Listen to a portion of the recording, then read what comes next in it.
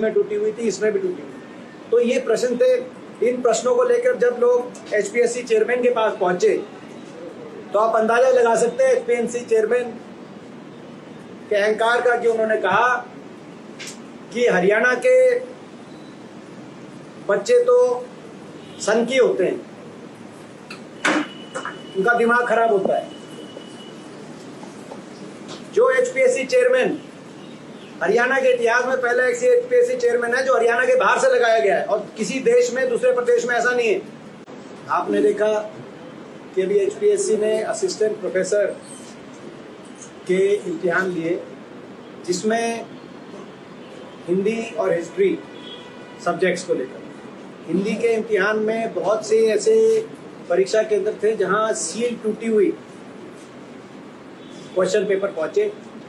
वो बात मैंने उठाई, और जब वो बात उठाई उसके बाद उस दबाव में आकर सरकार ने उस परीक्षा को कैंसिल कराने का निर्णय लिया। लेकिन उसके साथ साथ जो हिस्ट्री का है, हिस्ट्री की परीक्षा को सरकार ने कैंसिल नहीं किया, बल्कि उसमें प्रक्रिया आगे बढ़ाई गई।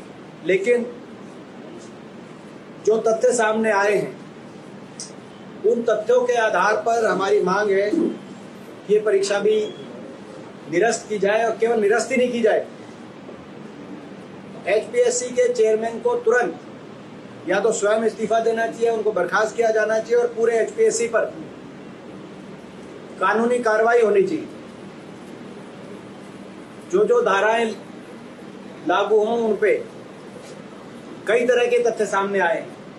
पहले मैं इस परीक्षा से जुड़े हुए कुछ तथ्य बताऊं, क्योंकि बहुत सा एक बड़ा प्रतिनिधि मंडल आज मिला हमसे, जिन्होंने सारी बातें रखी। सबसे पहले तो 24 प्रश्न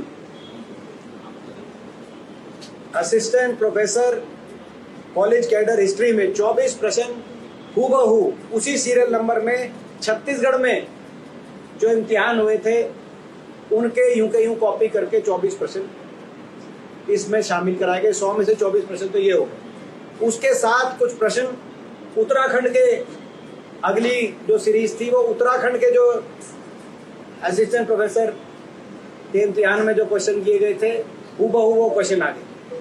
और ये भी संदेह है कि कई ऐसे कोचिंग सेंटर थे जिन्होंने विशेष तौर पे इन क्वेश्चन पेपर का अपनी कोचिंग के समय जिक्र किया था। तो एक बहुत बड़ा माफिया जो एचपीएससी के से जुड़े हुए लोग और कई कोचिंग सेंटर भी